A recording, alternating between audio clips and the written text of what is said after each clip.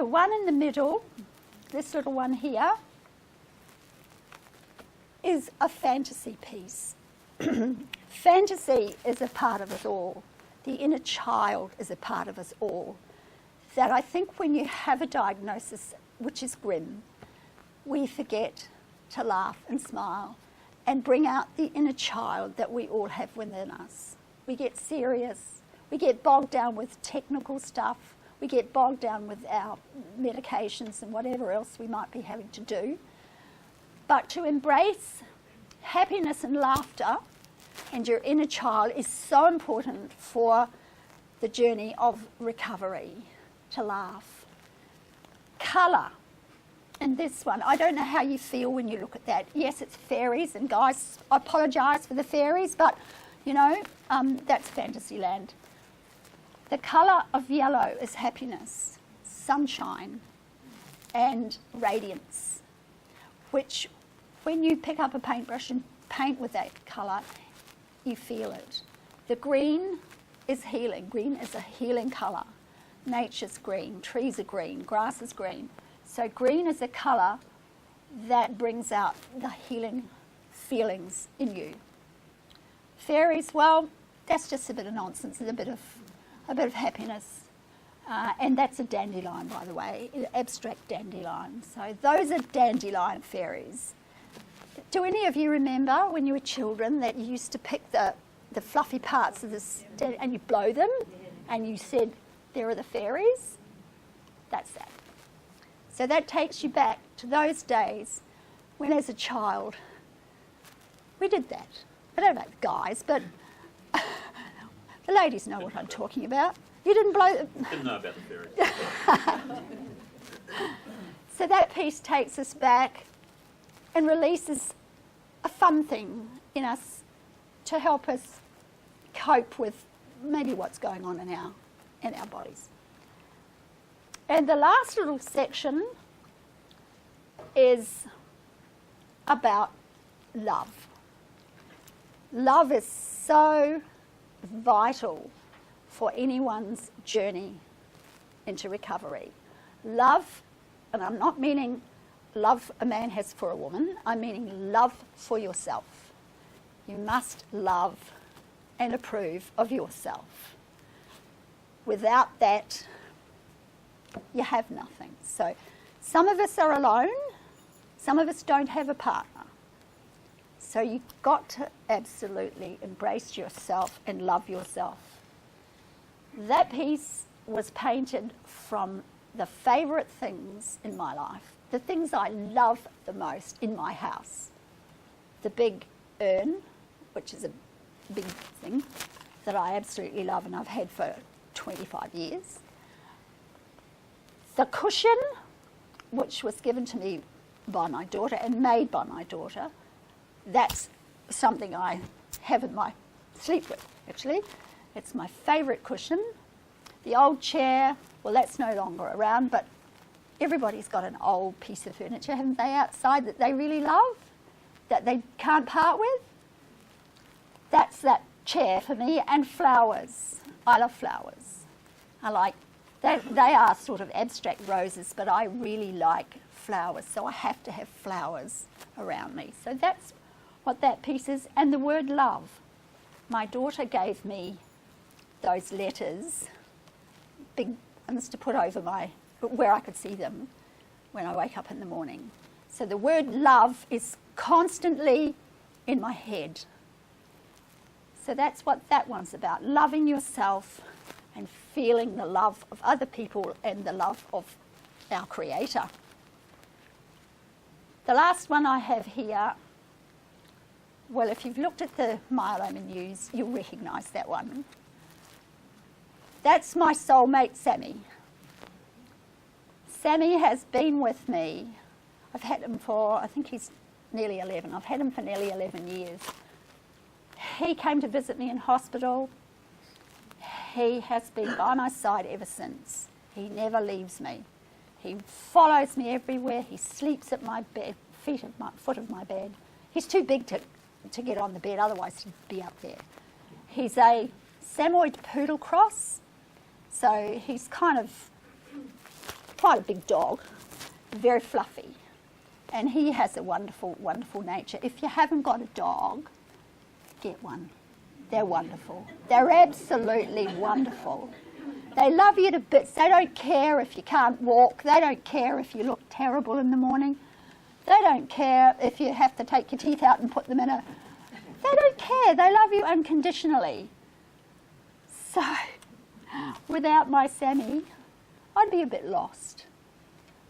I can now, as of the last week, actually take him for a walk without someone coming with me.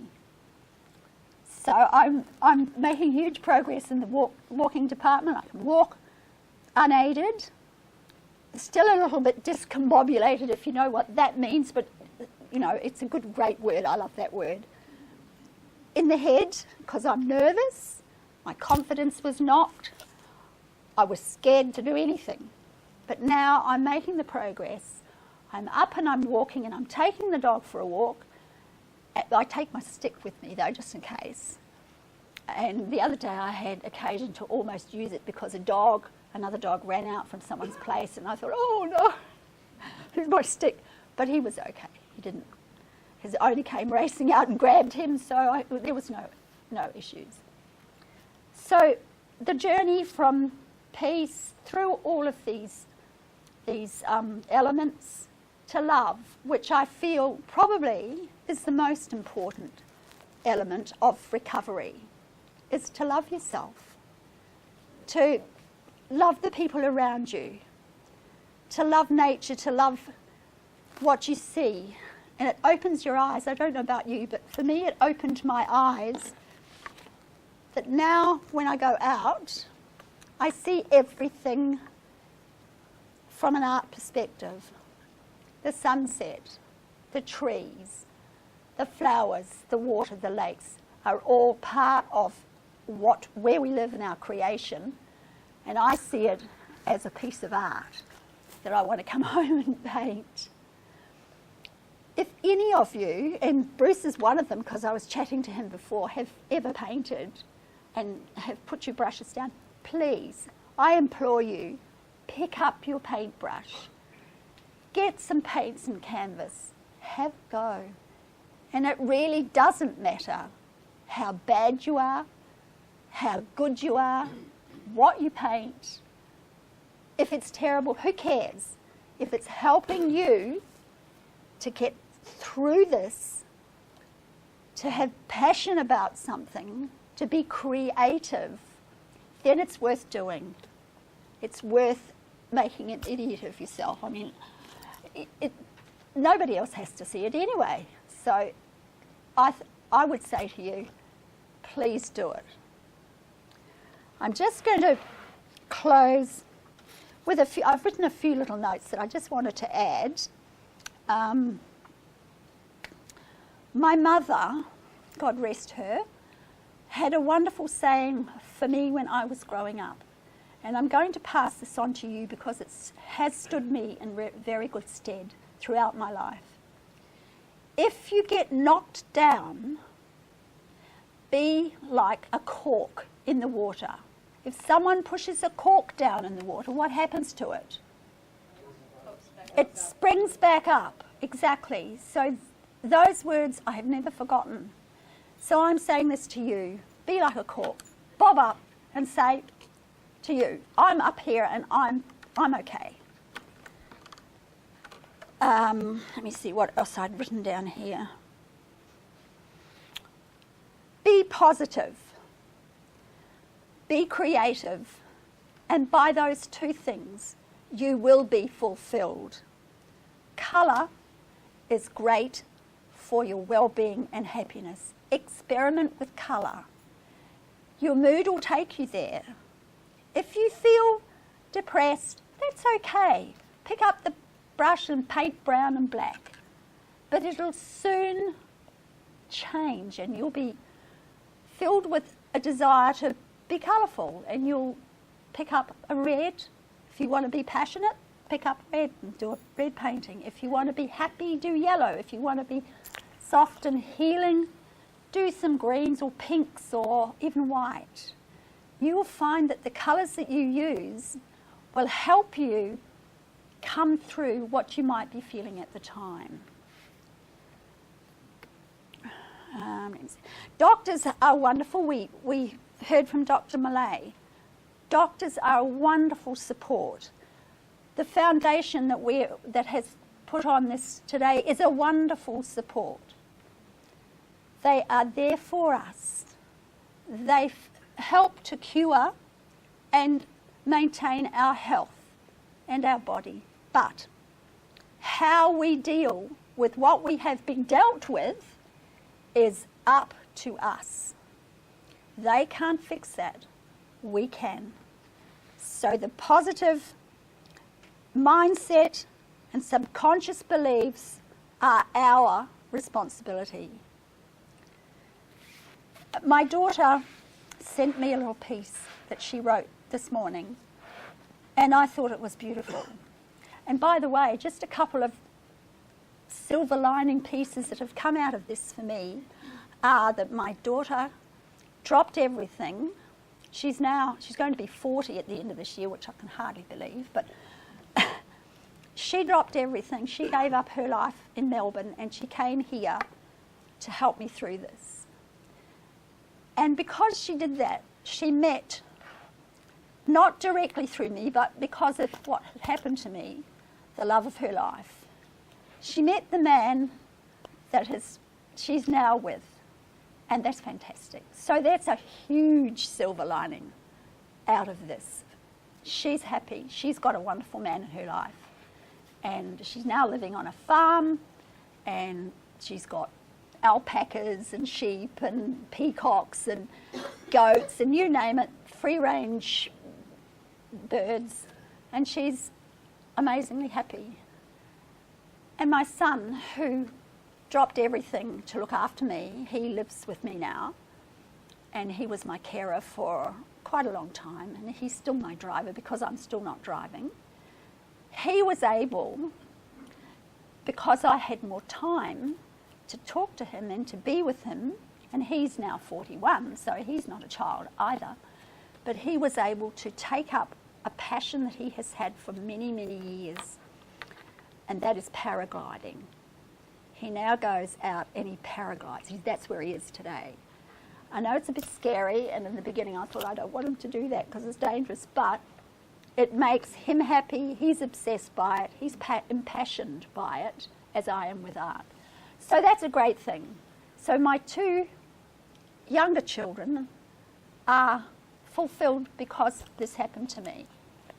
My eldest son, who was the one that was responsible for this, has fulfilled me in that way, and he is happy because I'm happy. So it's a win-win-win situation. So if you've all got kids or people in your lives that have benefited by what's happened to you, then that's a good thing. And I started to say, she sent me a little text this morning, and I'm going to read. I've kind of changed it a wee bit to just to fit in with the context. And it goes a bit like this. As my journey progresses, I reflect on how tenuous and precious life is, and how we stress and strive for perfection. We fight and we struggle for significance. We forget the essence of existence. We sweat the small stuff, and we resent people who don't fulfill us enough. Life is fleeting. We must move forward with forgiveness, gratitude, and love in our hearts. Take responsibility for ourselves and be conscious of life's lessons. Find our own inner happiness from here on. Life is what we make it to be. It is up to us to create the life we want. Thank you for your attention, and thank you for listening. I hope that you benefited in some way from my words. Oh, look, I'll just say I've got a little dog, and I know he pined very much for me when I was in hospital, and he's my shadow when I'm at home. He follows me everywhere, and And I'd agree with you. Get a dog if you haven't got one. Isn't that great? Yeah. Yeah, they're wonderful, aren't they? They don't care. I mean, they just love us. Yeah. And just the other thing is I do dabble a bit in mosaics just a little bit. I hope you're going to get full on into it, because it doesn't have to be painting, anything like that that's creative and takes you out of your own head. It's wonderful, okay? Thank you so much for your attention.